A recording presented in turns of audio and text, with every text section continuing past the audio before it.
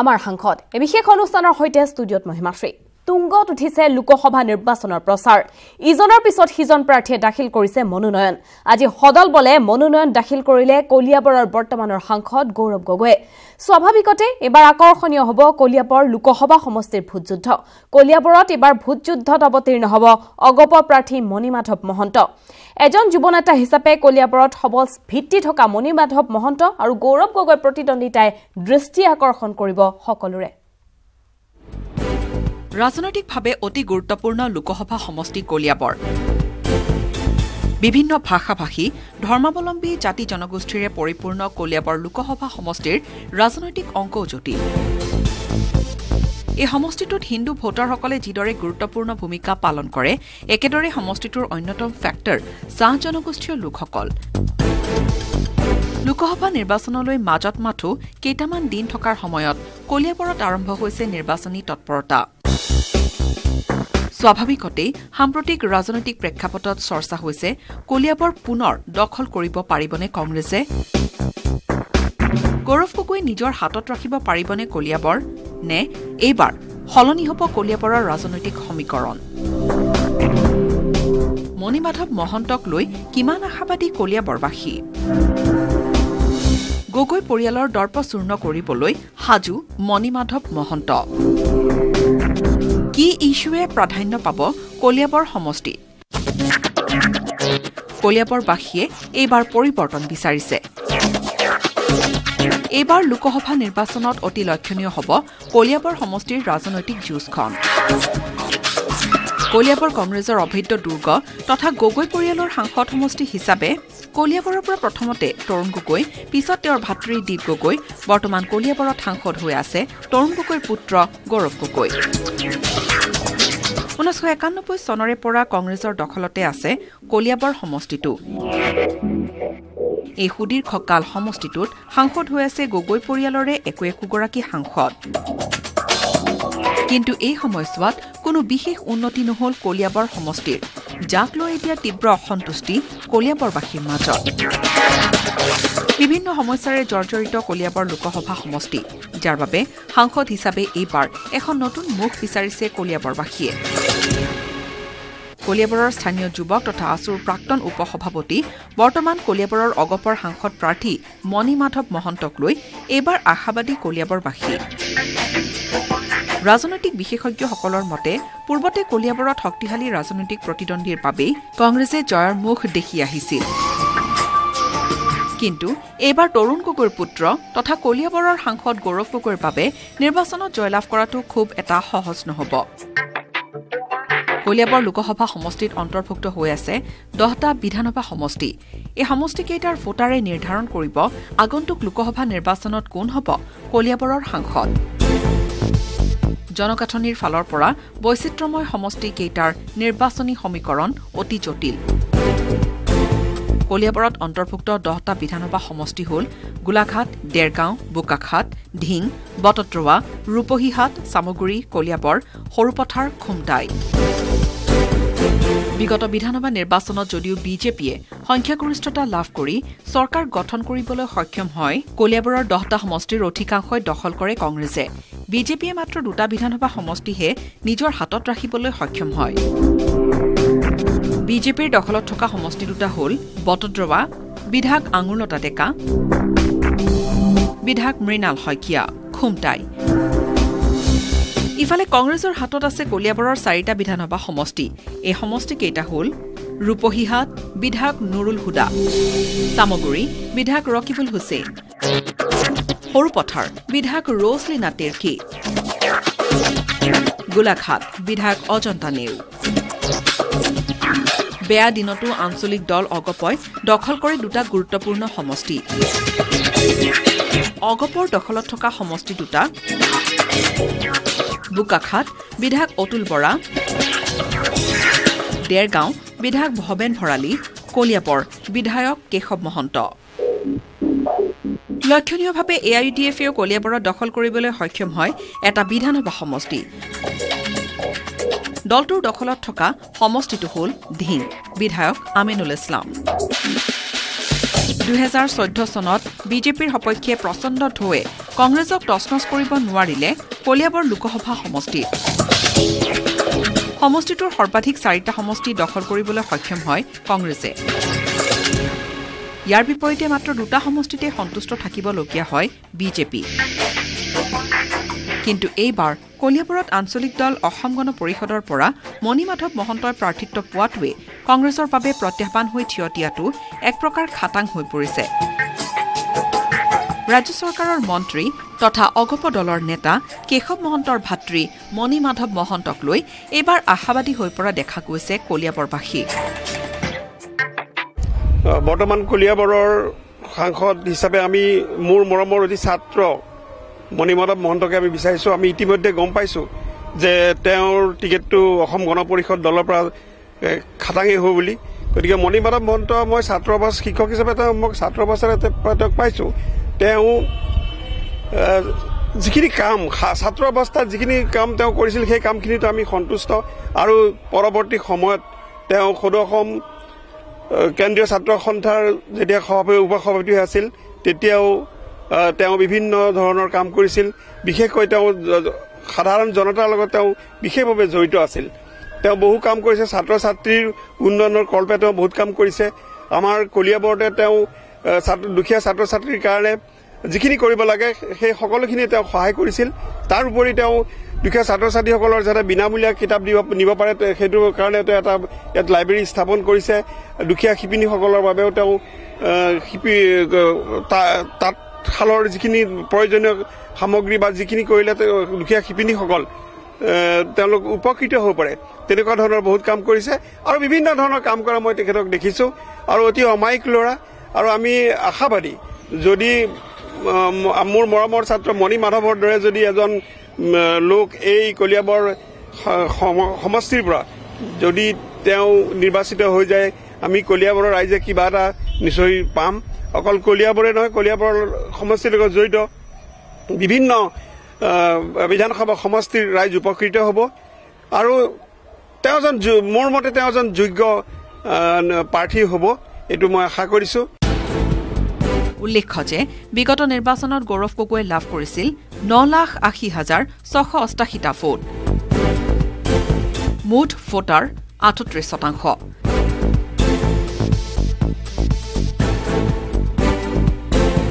আনহাতে পৰাজিত প্ৰাৰ্থী বিজেপিৰ মৃণাল শইকীয়াই লাভ কৰিছিল 3,49,441টা ভোট মুঠ ভোটাৰ 29.96%। সাংসদ হিচাপে গৌৰৱ গগৈ সমষ্টিবাসীৰ আশা আকাংক্ষা পূৰণত ব্যৰ্থ হোৱাৰ অভিযোগ উঠিছে ব্যৰ্থ সাংসদৰ আখ্যা পোৱা গৌৰৱ গগৈক লৈ অসন্তুষ্ট কলিয়াবৰবাসী সকলো ফালৰ পৰা দৃষ্টিভংগী আমি চাই যে উপযুক্ত বুলি যিজনকে বিবেচনা কৰিম তেখেতকে আমাৰ এই ভোটাৰ ভোটিকাৰ আমি সাব্যস্ত কৰিম সাংসদ গৌৰৱ গগৈও কাম নকৰা নহয় যথেষ্টখিনি আলিপদূলিৰ পৰা আদি কৰি কাম কৰিছে আৰু সাংসদ গৌৰৱ গগৈৰ লগতে আমাৰ বিজেপিৰ মৃণাল শইকীয়াও সম্পূৰ্ণ একত্ৰিত হৈ পেলাই এই আমি দেখিছোঁ যিবিলাক আমাৰ হেৰি বনাইছে মানে আধাৰশিলা এই আধাৰশিলাত তেখেতসকলৰ একে জইণ্টলি তেখেতসকলে কাম কৰিছে গতিকে তেখেতসকলৰ মাজত নিশ্চয় এটা আণ্ডাৰষ্টেণ্ডিং আছে ভাল বুজা পৰা আছে গতিকে দেশৰ কাম কৰিবলৈ যেতিয়া গৈছে দেশৰ কাম কৰিবলৈ যাওঁতে তেখেতসকলে সকলোৱে তো ভাল এটা কৰিম বুলিও ওলাইছে গতিকে আকৌ আমি এটা বিবেচনা কৰি চাম যে এইকেইজন ব্যক্তিয়ে আমাৰ কাম কৰিছে এইকেইজন প্ৰাৰ্থীয়ে আমাৰ কাম কৰিছে তেখেতসকল উপযুক্ত প্ৰাৰ্থী আৰু উপযুক্ত প্ৰাৰ্থীৰ ওপৰত আমি বিবেচনা কৰি পেলাই আমাৰ ভোটাধিকাৰ সাব্যস্ত কৰিম বৰ্তমান অৱস্থাত যিগৰাকী সংসদ আছে সেই সংসদগৰাকী একো তেওঁ উন্নয়নৰ নমুনা আমাৰ আগত দাঙি ধৰিবলৈ মানে সক্ষম হোৱা নাই আৰু আমি দেখিছোঁ যে আমাৰ এই কলিয়াবৰ লোকসভা সমষ্টিৰ লগতে খুমটাই এই অঞ্চলত আমি যথেষ্ট পিছ পৰি আছোঁ আমাৰ ৰাস্তা পদূলি উন্নয়নৰ ক্ষেত্ৰত তেখেতে বিশেষ ভূমিকা গ্ৰহণ কৰা আমি দেখিবলৈ পোৱা যায় আমি জানো যে PMGSYৰ জৰিয়তে সংসদবিলাকে মানে এই ৰাস্তাবিলাক উন্নয়ন সাধন কৰিবলৈ মানে তেওঁলোকৰ উন্নয়ন পুঁজিৰ কাৰণে তেওঁলোকে টকা পায় কিন্তু PMGSY বৰ্তমান অৱস্থাত আমাৰ এই অঞ্চলত যে কেইবাটাও ৰাস্তা আছে গতিকে এই ৰাস্তাসমূহ উন্নতি সাধন কৰিবৰ কাৰণে তেওঁ মুখ্য ভূমিকা গ্ৰহণ কৰা আমি দেখিবলৈ পোৱা নাযায় এবাৰ কি ভাবে কোন জয়ী হ'ব পাৰে ইয়াত খুমটাই আমিতো এইবাৰ কলিয়াবৰ লোকসভা সমষ্টিত মাননীয় আমি আৰু দেখিছোঁ যে ভাৰতবৰ্ষৰ এজন মানে শক্তিশালী প্ৰধানমন্ত্ৰী আমাৰ আছে ভাৰতবৰ্ষৰ লগতে পৃথিৱীৰ মানে শ্ৰেষ্ঠতম বুলি আমি ক'ব বিচাৰিছোঁ আৰু তেখেতৰ সুন্দৰ পৰিকল্পনা লৈছে গতিকে আমি ভাবিম যে কলিয়াবৰ লোকসভা সমষ্টিত এইবাৰ আমি মানে পৰিৱৰ্তনৰ কথা চিন্তা কৰিম আমি দেখিবলৈ পাওঁ যে পৰিয়ালকেন্দ্ৰিক ৰাজনীতিৰ জৰিয়তে আমাৰ কলিয়াবৰ লোকসভা সমষ্টিটো বিভিন্ন দেশত আমি পিছ পৰি গৈছোঁ পৰিৱৰ্তন বিচাৰিছে ৰাইজে কলিয়াবৰৰ ৰাইজে বিচাৰিছে এনে এজন জনপ্ৰতিনিধি যিজনে কলিয়াবৰত উন্নয়নৰ হকে কাম কৰে নহয় কথাটো হ'ল এনেকুৱা যি জনসাধাৰণৰ কাম কৰিব যাৰ কাৰণে আমাৰ সমাজখনৰ উন্নতি হ'ব তথা কলিয়াবৰ সমষ্টিটোৰ উন্নতি হ'ব তেনেকুৱা এজন ব্যক্তিক আমি বিচাৰোঁ আৰু বৰ্তমান অৱস্থাত যিটো পৰিস্থিতি হৈ আছে ৰাইজৰ পক্ষৰ এজন ব্যক্তি হ'লে ভাল হয় যিজন মানুহে তাৰমানে সমাজৰ নিৰ্ভীকভাৱে কৰ্ম কৰিব আৰু যিজনে তাৰমানে কোনো আত্মস্থাত নকৰে তেনেকুৱা এজন মানুহক আমি বিচাৰিছোঁ বৰ্তমান দেশৰ বোকাখাট সমষ্টি সংসদ হিচাপে দেশৰ বৰ্তমান পৰিস্থিতিলৈ যি ব্যৱস্থা হৈছে সেই পৰিস্থিতিৰ সপক্ষে এজন আমি ভাল ন্যায়িক মানে প্ৰতিনিধি বিচাৰোঁ জনপ্ৰতিনিধি গৌৰৱ গগৈ বিচাৰেনে গৌৰৱ গগৈক আমি নিবিচাৰোঁ গৌৰৱ গগৈ কাৰণ আজি বিগত 5 বছৰ হৈ গ'ল কিন্তু আমি তেওঁক ইয়াত চাহটোও নেদেখিলোঁ আজি গৌৰৱ গগৈ আমি এমপিৰ পৰা আমি ইয়াত এটা গোটাকৈ এটাও ৰাইজে নাপালে তেনেকুৱা এজন প্ৰতিনিধিক আমি হেৰি চেণ্ট্ৰেললৈ পঠিয়াই আমাৰ অসমৰ কি উন্নতি হ'ব সেইটো কাৰণে আমি গৌৰৱ গগৈ অহাটো আমি কেতিয়াও নিবিচাৰোঁ এতিয়া কলিয়াবৰবাসীয়ে কোন দলৰ জনপ্ৰতিনিধিৰ প্ৰতি আস্থা ৰাখি জয়যুক্ত কৰে সেয়াহে হ'ব লক্ষণীয় news desk news 18 Assam north east আমাৰ সাংসদ এই বিশেষ অনুষ্ঠান অব্যাহত থাকিব কিন্তু এইখিনিতে সময় হৈছে খন্তেক বিৰতিৰ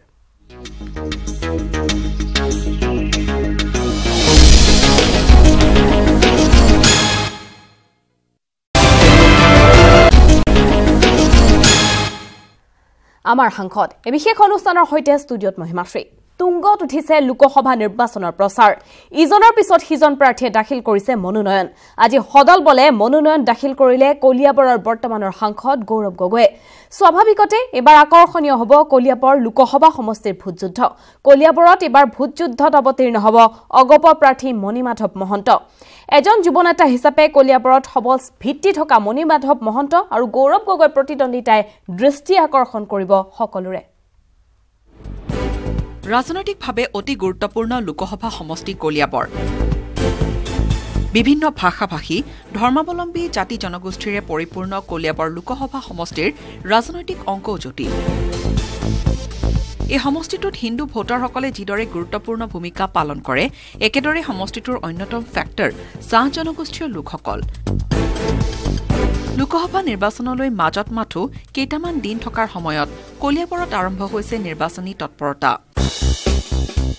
স্বাভাৱিকতেই সাম্প্ৰতিক ৰাজনৈতিক প্ৰেক্ষাপটত চৰ্চা হৈছে কলিয়াবৰ পুনৰ দখল কৰিব পাৰিবনে কংগ্ৰেছে গৌৰৱ গগৈ নিজৰ হাতত ৰাখিব পাৰিবনে কলিয়াবৰ নে এইবাৰ সলনি হ'ব কলিয়াবৰৰ ৰাজনৈতিক সমীকৰণ মণিমাধৱ মহন্তক লৈ কিমান আশাবাদী কলিয়াবৰবাসী গগৈ পৰিয়ালৰ দৰ্প চূৰ্ণ কৰিবলৈ সাজু মণিমাধৱ মহন্ত কি ইছ্যুৱে প্ৰাধান্য পাব কলিয়াবৰ সমষ্টিত কলিয়াবৰবাসীয়ে এইবাৰ পৰিৱৰ্তন বিচাৰিছে এইবাৰ লোকসভা নিৰ্বাচনত অতি লক্ষণীয় হ'ব কলিয়াবৰ সমষ্টিৰ ৰাজনৈতিক যুঁজখন কলিয়াবৰ কংগ্ৰেছৰ অভেদ্য দুৰ্গ তথা গগৈ পৰিয়ালৰ সাংসদ সমষ্টি হিচাপে কলিয়াবৰৰ পৰা প্ৰথমতে তৰুণ গগৈ পিছত তেওঁৰ ভাতৃ দীপ গগৈ বৰ্তমান কলিয়াবৰত সাংসদ হৈ আছে তৰুণ গগৈৰ পুত্ৰ গৌৰৱ গগৈ 1991 চনৰে পৰা কংগ্ৰেছৰ দখলতে আছে কলিয়াবৰ সমষ্টিটো এই সুদীৰ্ঘকাল সমষ্টিটোত সাংসদ হৈ আছে গগৈ পৰিয়ালৰে একোগৰাকী সাংসদ কিন্তু এই সময়ছোৱাত কোনো বিশেষ উন্নতি নহল কলিয়াবৰ সমষ্টিৰ যাক লৈ এতিয়া তীব্ৰ অসন্তুষ্টি কলিয়াবৰবাসীৰ মাজত বিভিন্ন সমস্যাৰে জৰ্জৰিত কলিয়াবৰ লোকসভা সমষ্টি যাৰ বাবে সাংসদ হিচাপে এইবাৰ এখন নতুন মুখ বিচাৰিছে কলিয়াবৰবাসীয়ে কলিয়াবৰৰ স্থানীয় যুৱক তথা আছুৰ প্ৰাক্তন উপসভাপতি বৰ্তমান কলিয়াবৰৰ অগপৰ সাংসদ প্ৰাৰ্থী মণিমাধৱ মহন্তক লৈ এইবাৰ আশাবাদী কলিয়াবৰবাসী ৰাজনৈতিক বিশেষজ্ঞসকলৰ মতে পূৰ্বতে কলিয়াবৰত শক্তিশালী ৰাজনৈতিক প্ৰতিদ্বন্দ্বীৰ বাবেই কংগ্ৰেছে জয়ৰ মুখ দেখি আহিছিল কিন্তু এইবাৰ তৰুণ গগৈৰ পুত্ৰ তথা কলিয়াবৰৰ সাংসদ গৌৰৱ গগৈৰ বাবে নিৰ্বাচনত জয়লাভ কৰাটো খুব এটা সহজ নহ'ব কলিয়াবৰ লোকসভা সমষ্টিত অন্তৰ্ভুক্ত হৈ আছে 10টা বিধানসভা সমষ্টি এই সমষ্টিকেইটাৰ ভোটাৰে নিৰ্ধাৰণ কৰিব আগন্তুক লোকসভা নিৰ্বাচনত কোন হ'ব কলিয়াবৰৰ সাংসদ জনগাঁথনিৰ ফালৰ পৰা বৈচিত্ৰ্যময় সমষ্টি কেইটাৰ নিৰ্বাচনী সমীকৰণ অতি জটিল কলিয়াবৰত অন্তৰ্ভুক্ত 10টা বিধানসভা সমষ্টি হ'ল গোলাঘাট দেৰগাঁও বোকাখাট ঢিং বটদ্ৰৱা ৰূপহীহাট সামগুৰি কলিয়াবৰ সৰুপথাৰ খুমটাই বিগত বিধানসভা নিৰ্বাচনত যদিও বিজেপিয়ে সংখ্যাগৰিষ্ঠতা লাভ কৰি চৰকাৰ গঠন কৰিবলৈ সক্ষম হয় কলিয়াবৰৰ 10টা সমষ্টিৰ অধিকাংশই দখল কৰে কংগ্ৰেছে বিজেপিয়ে মাত্ৰ 2টা বিধানসভা সমষ্টিহে নিজৰ হাতত ৰাখিবলৈ সক্ষম হয় বিজেপিৰ দখলত থকা সমষ্টি দুটা হ'ল বটদ্ৰৱা বিধায়ক আঙুৰলতা ডেকা বিধায়ক মৃণাল শইকীয়া খুমটাই ইফালে কংগ্ৰেছৰ হাতত আছে কলিয়াবৰৰ 4টা বিধানসভা সমষ্টি এই সমষ্টি কেইটা হ'ল ৰূপহীহাট বিধায়ক নুৰুল হুদা সামগুৰি বিধায়ক ৰকিবুল হুছেইন সৰুপথাৰ বিধায়ক ৰছলিনা তেৰ্কি গোলাঘাট বিধায়ক অজন্তা নেওগ বেয়া দিনতো আঞ্চলিক দল অগপই দখল কৰি 2টা গুৰুত্বপূৰ্ণ সমষ্টি অগপৰ দখলত থকা সমষ্টি দুটা বোকাখাট বিধায়ক অতুল বৰা দেৰগাঁও বিধায়ক ভৱেন ভৰালী কলিয়াবৰ বিধায়ক কেশৱ মহন্ত লক্ষণীয়ভাৱে AIUDFেও কলিয়াবৰত দখল কৰিবলৈ সক্ষম হয় এটা বিধানসভা সমষ্টি দলটোৰ দখলত থকা সমষ্টিটো হ'ল ঢিং বিধায়ক আমিনুল ইছলাম 2014 চনত বিজেপিৰ সপক্ষে প্ৰচণ্ড ঢৌৱে কংগ্ৰেছক তছনছ কৰিব নোৱাৰিলে কলিয়াবৰ লোকসভা সমষ্টিত সমষ্টিটোৰ সৰ্বাধিক 4টা সমষ্টি দখল কৰিবলৈ সক্ষম হয় কংগ্ৰেছে ইয়াৰ বিপৰীতে মাত্ৰ 2টা সমষ্টিতে সন্তুষ্ট থাকিবলগীয়া হয় বিজেপি কিন্তু এইবাৰ কলিয়াবৰত আঞ্চলিক দল অসম গণ পৰিষদৰ পৰা মণি মাধৱ মহন্তই প্ৰাৰ্থিত্ব পোৱাটোৱে কংগ্ৰেছৰ বাবে প্ৰত্যাহ্বান হৈ থিয় দিয়াটো এক প্ৰকাৰ খাটাং হৈ পৰিছে ৰাজ্য চৰকাৰৰ মন্ত্ৰী তথা অগপ দলৰ নেতা কেশৱ মহন্তৰ ভাতৃ মণি মাধৱ মহন্তক লৈ এইবাৰ আশাবাদী হৈ পৰা দেখা গৈছে কলিয়াবৰবাসী বৰ্তমান কলিয়াবৰৰ সাংসদ হিচাপে আমি মোৰ মৰমৰ অতি ছাত্ৰ মণি মাধৱ মহন্তকে আমি বিচাৰিছো আমি ইতিমধ্যে গম পাইছো যে তেওঁৰ টিকেটটো অসম গণ পৰিষদ দলৰ পৰা খাটাঙেই হ'ব বুলি গতিকে মণি মাধৱ মহন্ত মই ছাত্ৰ অৱস্থা শিক্ষক হিচাপে মই ছাত্ৰ অৱস্থাৰে তেওঁক পাইছো তেওঁ যিখিনি কাম ছাত্ৰ অৱস্থাত যিখিনি কাম তেওঁ কৰিছিল সেই কামখিনিতো আমি সন্তুষ্ট আৰু পৰৱৰ্তী সময়ত তেওঁ সদৌ অসম কেন্দ্ৰীয় ছাত্ৰ সন্থাৰ যেতিয়া উপসভাপতি আছিল তেতিয়াও তেওঁ বিভিন্ন ধৰণৰ কাম কৰিছিল বিশেষকৈ তেওঁ সাধাৰণ জনতাৰ লগত তেওঁ বিশেষভাৱে জড়িত আছিল তেওঁ বহু কাম কৰিছে ছাত্ৰ ছাত্ৰীৰ উন্নয়নৰ কল্পে তেওঁ বহুত কাম কৰিছে আমাৰ কলিয়াবৰতে তেওঁ দুখীয়া ছাত্ৰ ছাত্ৰীৰ কাৰণে যিখিনি কৰিব লাগে সেই সকলোখিনি তেওঁ সহায় কৰিছিল তাৰ উপৰি তেওঁ দুখীয়া ছাত্ৰ ছাত্ৰীসকলৰ যাতে বিনামূলীয়া কিতাপ নিব পাৰে সেইটো কাৰণে তেওঁ এটা ইয়াত লাইব্ৰেৰী স্থাপন কৰিছে দুখীয়া শিপিনীসকলৰ বাবেও তেওঁ তাত শালৰ যিখিনি প্ৰয়োজনীয় সামগ্ৰী বা যিখিনি কৰিলে দুখীয়া শিপিনীসকল তেওঁলোক উপকৃত হ'ব পাৰে তেনেকুৱা ধৰণৰ বহুত কাম কৰিছে আৰু বিভিন্ন ধৰণৰ কাম কৰা মই তেখেতক দেখিছো আৰু অতি অমায়িক ল'ৰা আৰু আমি আশাবাদী যদি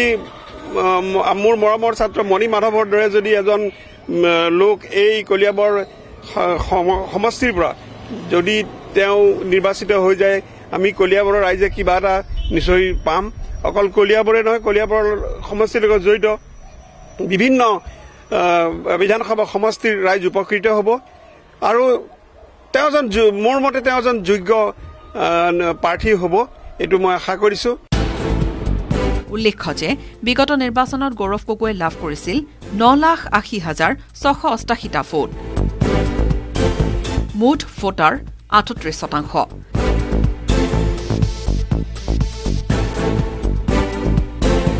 আনহাতে পৰাজিত প্ৰাৰ্থী বিজেপিৰ মৃণাল শইকীয়াই লাভ কৰিছিল 3,00,00 49,441টা ভোট। মুঠ ভোটাৰ 29.96%। সাংসদ হিচাপে গৌৰৱ গগৈ সমষ্টিবাসীৰ আশা আকাংক্ষা পূৰণত ব্যৰ্থ হোৱাৰ অভিযোগ উঠিছে। ব্যৰ্থ সাংসদৰ আখ্যা পোৱা গৌৰৱ গগৈক লৈ অসন্তুষ্ট কলিয়াবৰবাসী। সকলো ফালৰ পৰা দৃষ্টিভংগী আমি চাই যে উপযুক্ত বুলি যিজনকে বিবেচনা কৰিম তেখেতকে আমাৰ এই ভোটাৰ ভোটিকাৰ আমি সাব্যস্ত কৰিম। সাংসদ গৌৰৱ গগৈও কাম নকৰা নহয়, যথেষ্টখিনি আলি পদূলিৰ পৰা আদি কৰি কাম কৰিছে। আৰু সাংসদ গৌৰৱ গগৈৰ লগতে আমাৰ বিজেপিৰ মৃণাল শইকীয়াও সম্পূৰ্ণ একত্ৰিত হৈ পেলাই এই আমি দেখিছোঁ যিবিলাক আমাৰ হেৰি বনাইছে মানে আধাৰশিলা, এই আধাৰশিলাত তেখেতসকলৰ একে জইণ্টলি তেখেতসকলে কাম কৰিছে। গতিকে তেখেতসকলৰ মাজত নিশ্চয় এটা আণ্ডাৰষ্টেণ্ডিং আছে, ভাল বুজা পৰা আছে। গতিকে দেশৰ কাম কৰিবলৈ যেতিয়া গৈছে, দেশৰ কাম কৰিবলৈ যাওঁতে তেখেতসকলে সকলোৱে তো ভাল এটা কৰিম বুলিও ওলাইছে। গতিকে আকৌ আমি এটা বিবেচনা কৰি চাম যে এইকেইজন ব্যক্তিয়ে আমাৰ কাম কৰিছে, এইকেইজন প্ৰাৰ্থীয়ে আমাৰ কাম কৰিছে, তেখেতসকল উপযুক্ত প্ৰাৰ্থী আৰু উপযুক্ত প্ৰাৰ্থীৰ ওপৰত আমি বিবেচনা কৰি পেলাই আমাৰ ভোটাধিকাৰ সাব্যস্ত কৰিম। বৰ্তমান অৱস্থাত যিগৰাকী সংসদ আছে সেই সংসদগৰাকী একো তেওঁ উন্নয়নৰ নমুনা আমাৰ আগত দাঙি ধৰিবলৈ মানে সক্ষম হোৱা নাই। আৰু আমি দেখিছোঁ যে আমাৰ এই কলিয়াবৰ লোকসভা সমষ্টিৰ লগতে খুমটাই এই অঞ্চলত আমি যথেষ্ট পিছ পৰি আছোঁ। আমাৰ ৰাস্তা পদূলি উন্নয়নৰ ক্ষেত্ৰত তেখেতে বিশেষ ভূমিকা গ্ৰহণ কৰা আমি দেখিবলৈ পোৱা যায়। আমি জানো যে PMGSYৰ জৰিয়তে সংসদবিলাকে মানে এই ৰাস্তাবিলাক উন্নয়ন সাধন কৰিবলৈ মানে তেওঁলোকৰ উন্নয়ন পুঁজিৰ কাৰণে তেওঁলোকে টকা পায়। কিন্তু PMGSY বৰ্তমান অৱস্থাত আমাৰ এই অঞ্চলত যে কেইবাটাও ৰাস্তা আছে, গতিকে এই ৰাস্তাসমূহ উন্নতি সাধন কৰিবৰ কাৰণে তেওঁ মুখ্য ভূমিকা গ্ৰহণ কৰা আমি দেখিবলৈ পোৱা নাযায়। এইবাৰ কি ভাবে কোন জয়ী হ'ব পাৰে ইয়াত? খুমটাই আমিতো এইবাৰ কলিয়াবৰ লোকসভা সমষ্টিত মাননীয় আমি আৰু দেখিছোঁ যে ভাৰতবৰ্ষৰ এজন মানে শক্তিশালী প্ৰধানমন্ত্ৰী আমাৰ আছে, ভাৰতবৰ্ষৰ লগতে পৃথিৱীৰ মানে শ্ৰেষ্ঠতম বুলি আমি ক'ব বিচাৰিছোঁ। আৰু তেখেতৰ সুন্দৰ পৰিকল্পনা লৈছে। গতিকে আমি ভাবিম যে কলিয়াবৰ লোকসভা সমষ্টিত এইবাৰ আমি মানে পৰিৱৰ্তনৰ কথা চিন্তা কৰিম। আমি দেখিবলৈ পাওঁ যে পৰিয়ালকেন্দ্ৰিক ৰাজনীতিৰ জৰিয়তে আমাৰ কলিয়াবৰ লোকসভা সমষ্টিটো বিভিন্ন দেশত আমি পিছ পৰি গৈছোঁ। পৰিৱৰ্তন বিচাৰিছে ৰাইজে। কলিয়াবৰৰ ৰাইজে বিচাৰিছে এনে এজন জনপ্ৰতিনিধি যিজনে কলিয়াবৰত উন্নয়নৰ হকে কাম কৰে। নহয়, কথাটো হ'ল এনেকুৱা, যি জনসাধাৰণৰ কাম কৰিব, যাৰ কাৰণে আমাৰ সমাজখনৰ উন্নতি হ'ব তথা কলিয়াবৰ সমষ্টিটোৰ উন্নতি হ'ব, তেনেকুৱা এজন ব্যক্তিক আমি বিচাৰোঁ। আৰু বৰ্তমান অৱস্থাত যিটো পৰিস্থিতি হৈ আছে, ৰাইজৰ পক্ষৰ এজন ব্যক্তি হ'লে ভাল হয়। যিজন মানুহে তাৰমানে সমাজৰ নিৰ্ভীকভাৱে কৰ্ম কৰিব আৰু যিজনে তাৰমানে কোনো আত্মস্থাত নাপায় তেনেকুৱা এজন মানুহক আমি বিচাৰিছোঁ। বৰ্তমান দেশৰ বোকাখাট সমষ্টি সংসদ হিচাপে দেশৰ বৰ্তমান পৰিস্থিতিলৈ যি ব্যৱস্থা হৈছে সেই পৰিস্থিতিৰ সপক্ষে এজন আমি ভাল ন্যায়িক মানে প্ৰতিনিধি বিচাৰোঁ, জনপ্ৰতিনিধি। গৌৰৱ গগৈ বিচাৰেনে? গৌৰৱ গগৈক আমি নিবিচাৰোঁ। গৌৰৱ গগৈ কাৰণ আজি বিগত 5 বছৰ হৈ গ'ল, কিন্তু আমি তেওঁক ইয়াত চাহটোও নেদেখিলোঁ। আজি গৌৰৱ গগৈ আমি MPৰ পৰা আমি ইয়াত এটা গোটাকৈ এটাও ৰাইজে নাপালে। তেনেকুৱা এজন প্ৰতিনিধিক আমি হেৰি চেণ্ট্ৰেললৈ পঠিয়াই আমাৰ অসমৰ কি উন্নতি হ'ব, সেইটো কাৰণে আমি গৌৰৱ গগৈ অহাটো আমি কেতিয়াও নিবিচাৰোঁ। এতিয়া কলিয়াবৰবাসীয়ে কোন দলৰ জনপ্ৰতিনিধিৰ প্ৰতি আস্থা ৰাখি জয়যুক্ত কৰে সেয়াহে হ'ব লক্ষণীয়। News desk, news 18 Assam north east. আমাৰ সাংসদ এই বিশেষ অনুষ্ঠান অব্যাহত থাকিব, কিন্তু এইখিনিতে সময় হৈছে খন্তেক বিৰতিৰ।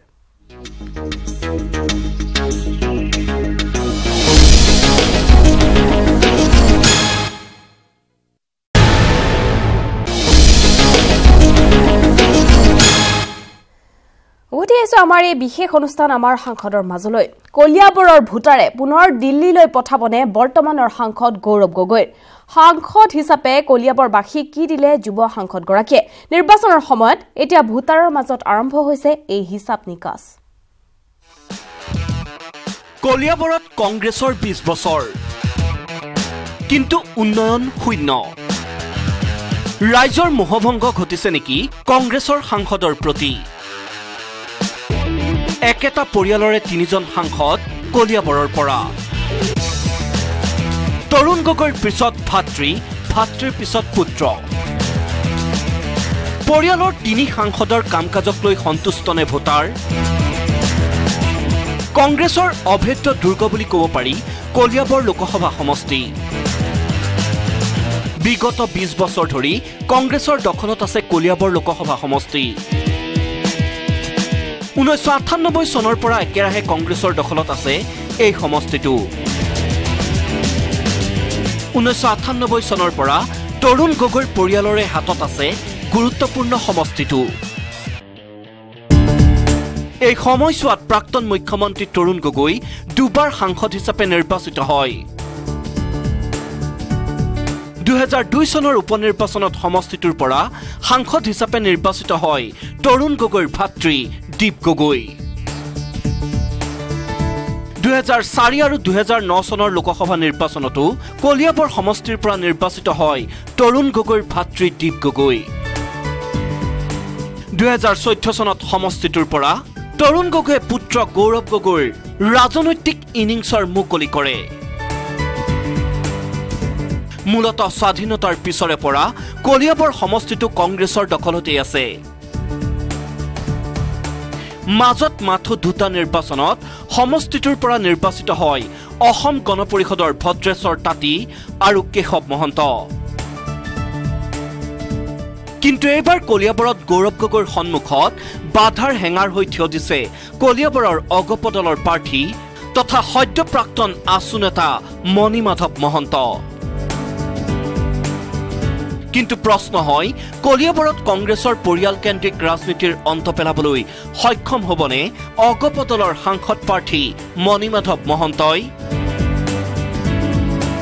1967 চনৰ পৰা 2014 চনলৈ কলিয়াবৰ সমষ্টিৰ বিজয়ী প্ৰাৰ্থীসকল হ'ল 1967 চন দেৱব্ৰত বৰুৱা কংগ্ৰেছ, 1971 চন দেৱব্ৰত বৰুৱা কংগ্ৰেছ, 1977 চন দেৱব্ৰত বৰুৱা কংগ্ৰেছ, 1980 চন বিষ্ণুপ্ৰসাদ কংগ্ৰেছ,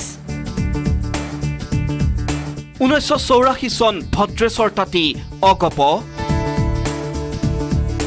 1991 চন তৰুণ গগৈ কংগ্ৰেছ,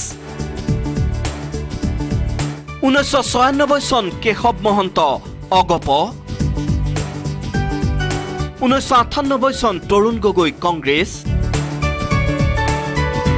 1999 চন তৰুণ গগৈ কংগ্ৰেছ, 2002 চন দীপ গগৈ কংগ্ৰেছ, 2004 চন দীপ গগৈ কংগ্ৰেছ, 2009 চন দীপ গগৈ কংগ্ৰেছ আৰু 2014 চন গৌৰৱ গগৈ কংগ্ৰেছ। ধাৰাবাহিকভাৱে কংগ্ৰেছৰ দখলত থাকিলেও কিন্তু উন্নয়ন সন্দৰ্ভত তীব্ৰ অসন্তুষ্ট কলিয়াবৰ সমষ্টিৰ ৰাইজ। 2টা দশক ধৰি কলিয়াবৰত বিশেষ উন্নয়ন সাধন কৰিবলৈ সক্ষম নহল তৰুণ গগৈৰ পৰিয়াল তথা কংগ্ৰেছ দল। বিশেষকৈ গগৈ পৰিয়ালৰ শাসনক লৈ বহু ক্ষোভ প্ৰকাশ কৰে সমষ্টিটোৰ ভোটাৰসকলে। কলিয়াবৰ সমষ্টিৰ যিজন গৌৰৱ গগৈক আমি আজিলৈকে নেদেখিলোঁ। ইয়াৰ আগতে দীপ গগৈকো নেদেখিছিলোঁ। কিন্তু উন্নয়নৰ কামত মানে তেওঁলোক যেতিয়া আমাৰ কলিয়াবৰ সমষ্টিত বা আমাৰ ইয়ালৈ অহাই নেদেখিলোঁ বা কোনো এজন ব্যক্তিৰ লগত বোলে এইজনেই আহিছিলে এদিন ৰাজহুৱা কামতেই হওক বা ব্যক্তিগতকেই হওক তেওঁক দেখাই নাপালোঁ। আৰু উন্নয়নটো দেখা নাই। বানপানীৰ সমস্যাত তেওঁলোকক অহা নেদেখিলোঁ। মাজতে এদিন ভুৰুংকৈ ক'ৰবাৰ পৰা আহি এনেকৈ দেখিছোঁ, কিন্তু আমি লগ নাই পোৱা। আৰু বানপানীৰ সমস্যাত কিন্তু তেওঁক আমি এদিনো উপস্থিত হোৱা নেদেখিলোঁ। আমি সাংসদ হিচাপে বিচাৰোঁ শ্ৰীযুত মণিমাধৱ মহন্তদেৱকে বিচাৰোঁ, কাৰণ তেখেত বিভিন্ন ধৰণৰ অনুষ্ঠানৰ লগত জড়িত আছে। তেওঁ কোনো জাতি বা ধৰ্ম বা কোনো উচ্চ নিচ তেওঁ মানে নিবিচাৰে। তেনেকুৱা এজন মুকলি মনৰ মানুহক যদি সাংসদ হিচাপে আমি পাওঁ, আমি হয়তো কলিয়াবৰ সমষ্টিৰ সকলো মহিলা হওক বা যিকোনো মানুহেই মানে আমাৰ সুবিধা হ'ব। এতিয়া তেওঁ নিবনুৱা ছাত্ৰ ছাত্ৰীখিনিৰ কাৰণেও চিন্তা কৰে আৰু দুখীয়া শ্ৰেণীৰ ল'ৰা ছোৱালী পঢ়াৰ সুবিধা কৰি দিছে। আৰু কোনোবা একেবাৰে দুখীয়া ঘৰৰ মানুহৰ কাৰোবাৰ অসুখ বিসুখ হোৱা শুনিলেও বা কোনোবা কিবা অসুবিধা হ'লেও তেওঁ নিজেই গৈ খা খবৰ লৈছিলগৈ। আৰু তেখেতে আমাৰ মহিলাসকলৰ কাৰণে এটা ভাল কাম কৰিছে। তেওঁ আমাৰ ভিতৰত সোমাই থকা মহিলাখিনিক তেখেতে উলিয়াই আনি 16খন গাঁও জড়িত কৰি এখন শিপিনী গাঁও গঠন কৰিছে। সেই শিপিনী গাঁওখন হৈছে আমাৰ কলিয়াবৰৰ নিচিলাবন্ধা গাঁও। চাওক, কথাটো হ'ল এনেকুৱা ধৰণৰ যে এটা পৰিয়ালে বৃহত্তৰ কলিয়াবৰ লোকসভা সমাজখন ইমান দিনে দুখীয়া ভোটাৰ ৰাইজক, সংখ্যালঘু ভোটাৰ ৰাইজক, চাহ বাগিচাৰ ভোটাৰ ৰাইজক ঠগি ঠগি ইমান দিনে বিভিন্ন প্ৰলোভন দি পেলাই সাংসদ হৈ আহিছে। তৰুণ গগৈ হ'ল, তাৰপিছত দীপ গগৈ হ'ল, তাৰপিছত গৌৰৱ গগৈ হ'ল, আকৌ গৌৰৱ গগৈ উঠিছে। কিন্তু কথাটো হ'ল এনেকুৱা ধৰণৰ যে বহাগ বিহু আহিছে, বহাগ বিহুৰ সময়ত আমি কুলি চৰাইক দেখোঁ, নিৰ্বাচনৰ সময় আহিছে, গতিকে আমি গৌৰৱ গগৈক দেখা পাম বা দেখিছোঁ। তেনেকুৱা এজন সাংসদক কলিয়াবৰ সমষ্টি, বৃহত্তৰ এটা কলিয়াবৰ লোকসভা সমষ্টিৰ আমাৰ প্ৰয়োজন নাই। আৰু ইমান দিনে শক্তিশালী প্ৰাৰ্থী নাছিলে, গতিকে গৌৰৱ গগৈ নিচিনা এজন বিদেশত পঢ়া শুনা কৰি কলিয়াবৰৰ সভ্যতা সংস্কৃতি, কলিয়াবৰৰ অৰ্থনীতি, কলিয়াবৰৰ দুখীয়া সমাজক নজনা নুশুনা এজন ল'ৰাই মাত্ৰ শিক্ষিত হৈয়ে কলিয়াবৰ লোকসভা সমষ্টিখন চলাবলৈ আহিছিল। আৰু কলিয়াবৰ অসমৰ মুখ্যমন্ত্ৰীৰ পুত্ৰ হিচাপে তেখেতক চিনি পাইছিলে, নিজস্ব কোনো তেখেতৰ পৰিচয় নাছিলে। আৰু গতিকে আমি কলিয়াবৰৰ ছাত্ৰ সমাজৰ পৰা আদি কৰি কলিয়াবৰৰ যুৱক যুৱতীসকলে তেখেতৰ পৰা কোনো আশাৰ বতৰাই পোৱা নাছিলে। চাকৰি বাকৰিৰ পৰা আদি কৰি বিভিন্ন ধৰণৰ সহায় সহযোগ তেখেতে কৰাৰ পৰা বিৰত থাকে। তেখেত বেছিভাগ সময় দিল্লীতে থাকে। বহু সমস্যাৰে ভাৰাক্ৰান্ত কলিয়াবৰ লোকসভা সমষ্টি। বান খহনীয়াৰ পৰা দৰিদ্ৰতা, নিবনুৱাৰ পৰা অনগ্ৰসৰতা, যোগাযোগৰ দুৰৱস্থা আৰু আন্তঃগাঁথনিৰ উন্নয়নলৈকে সকলো ক্ষেত্ৰতে পিছ পৰি আছে কলিয়াবৰ সমষ্টি। ডেকা সাংসদ হিচাপে এই সমস্যাসমূহ সমাধান কৰাত বিশেষ সফল হ'ব নোৱাৰিলে গৌৰৱ গগৈ। গতিকে মণিমাধৱ মহন্ত, মই ছাত্ৰ অৱস্থা শিক্ষক হিচাপে মোক ছাত্ৰ অৱস্থাৰে তেওঁক পাইছোঁ। তেওঁ যিখিনি কাম ছাত্ৰ অৱস্থাত যিখিনি কাম তেওঁ কৰিছিল, সেই কামখিনিতো আমি সন্তুষ্ট। আৰু পৰৱৰ্তী সময়ত তেওঁ সদৌ অসম কেন্দ্ৰীয় ছাত্ৰ সন্থাৰ যেতিয়া উপসভাপতি হৈ আছিল, তেতিয়াও তেওঁ বিভিন্ন ধৰণৰ কাম কৰিছিল। বিশেষকৈ তেওঁ সাধাৰণ জনতাৰ লগত তেওঁ বিশেষভাৱে জড়িত আছিল। তেওঁ বহু কাম কৰিছে, ছাত্ৰ ছাত্ৰীৰ উন্নয়নৰ কল্পে তেওঁ বহুত কাম কৰিছে। আমাৰ কলিয়াবৰতে তেওঁ দুখীয়া ছাত্ৰ ছাত্ৰীৰ কাৰণে যিখিনি কৰিব লাগে সেই সকলোখিনি তেওঁ সহায় কৰিছিল। তাৰ উপৰি তেওঁ দুখীয়া ছাত্ৰ ছাত্ৰীসকলৰ যাতে বিনামূলীয়া কিতাপ নিব পাৰে সেইটোৰ কাৰণে তেওঁ এটা ইয়াত লাইব্ৰেৰী স্থাপন কৰিছে। দুখীয়া শিপিনীসকলৰ বাবেও তেওঁ তাঁতশালৰ যিখিনি প্ৰয়োজনীয় সামগ্ৰী বা যিখিনি কৰিলে দুখীয়া শিপিনীসকল তেওঁলোক উপকৃত হ'ব পাৰে। বিগত 5 বছৰত আমি ক'বলৈ গ'লে আমি কলিয়াবৰৰ সাংসদ হিচাপে গৌৰৱ গগৈ যে আছে সেই কথাটো জানো, কিন্তু এই সমষ্টিত গৌৰৱ গগৈ কাম বনসমূহ বা তেখেতে যে কিবা কৰিছিল তাৰ ওপৰত কোনো প্ৰচাৰো হোৱা নাই বা তেনেধৰণৰ কথাও কোনো নাই অহা। সেয়েহে গৌৰৱ গগৈৰ কাৰ্য সম্পৰ্কে আমি বৰ বিশেষ ক'ব নোৱাৰিম। মই যিহেতু কোনো ৰাজনৈতিক দলৰ ব্যক্তি নহয়, মই কোনো ৰাজনৈতিক দলৰ সদস্য নহয়, গতিকে মই বিচাৰোঁ যে এনেকুৱা এজন ব্যক্তি আমাৰ মাজৰ পৰা সাংসদ হৈ নিৰ্বাচিত হৈ যাওক, যিজনে আমাৰ ইয়াত তৃণমূল পৰ্যায়ৰ পৰা কাম কৰিছে। আৰু সেই ক্ষেত্ৰত মই ইতিমধ্যে যদিও আমি সংবাদ মাধ্যমৰ পৰাহে গম পাইছোঁ যে অসম গণ পৰিষদ আৰু বিজেপিৰ মিত্ৰজোঁটে সদৌ অসম ছাত্ৰ সন্থাৰ প্ৰাক্তন উপসভাপতি মণিমাধৱ মহন্তদেৱক ইয়াৰ পৰা প্ৰাৰ্থিত্ব দিব। কলিয়াবৰতকৈ দিল্লীকহে বেছি ভাল পায় গৌৰৱ গগৈয়ে। সেয়ে কলিয়াবৰলৈ পিঠি দি বছৰটোৰ অধিকাংশ সময়েই ৰাজধানী দিল্লীত ৰাজকীয় জীৱন কটাই গৌৰৱ গগৈয়ে। নিৰ্বাচনলৈ মাজত মাথো 3 মাহ থকা অৱস্থাত গৌৰৱ গগৈৰ বিৰুদ্ধে এনেদৰেই ক্ষোভ উজাৰিলে সমষ্টিবাসীয়ে। আমি কলিয়াবৰ লোকসভা সমষ্টিত যে গৌৰৱ গগৈ বহুত দিন ধৰি ইয়াত আছে, তেওঁৰ খুৰা আকৌ দীপ গগৈ, তৰুণ গগৈ, কিন্তু এই কলিয়াবৰ সমষ্টিটোত তেওঁলোকৰ পৰিয়ালৰ দ্বাৰা আমাৰ কোনো কাম হোৱা নাই। আমি ভাবোঁ আমি এটা পৰিৱৰ্তন বিচাৰিছোঁ আৰু নতুন প্ৰজন্মৰ, আমাৰ এইবাৰ কলিয়াবৰত নতুন প্ৰজন্মৰ এক ব্যক্তি মণিমাধৱ মহন্ত, তেখেত এসময়ত বহু বছৰ ধৰি সদৌ অসম ছাত্ৰ সন্থাত তেখেত আছিল উপসভাপতি হিচাপে। তেখেতে আমাৰ অসম গণ পৰিষদৰ দলত যোগদান কৰিছে আৰু এইটো এটা আমাৰ কাৰণে এটা ডাঙৰ প্লাছ পইণ্ট হৈছে যে এজন নৱপ্ৰজন্মৰ ডেকা বন্ধু তেখেতে অসমৰ আৰু বিশেষকৈ অসমৰ যিটো জ্বলন্ত সমস্যা তেখেতসকলে অসমৰ যিবিলাক জ্বলন্ত সমস্যাৰ ওপৰত সদৌ অসম ছাত্ৰ সন্থাৰ মজিয়াত তেখেতসকলে বলিষ্ঠ পদক্ষেপেৰে গোটেই কথাখিনি ভাৰত চৰকাৰ তথা অসম চৰকাৰক এটা ডিমাণ্ড দি আহিছিলে আৰু আমি ভাবোঁ যে মণিমাধৱ মহন্তৰ নিচিনা এজন বলিষ্ঠ ব্যক্তিয়ে তেখেতে সংসদত আমাৰ ভাৰত চৰকাৰক এটা প্ৰতীয়মান কৰিব পাৰিব। ইফালে সমষ্টিটোৰ বিজেপি নেতাকৰ্মীসকলে অৱসান বিচাৰিছে কলিয়াবৰৰ পৰিয়ালকেন্দ্ৰিক শাসনৰ। উন্নয়নলৈ পিঠি দিয়া গৌৰৱ গগৈক আগন্তুক লোকসভা নিৰ্বাচনত প্ৰতিহত কৰিব বুলি নিউজ 18ৰ আগত মন্তব্য কৰে বিজেপিৰ নেতাকৰ্মীয়ে।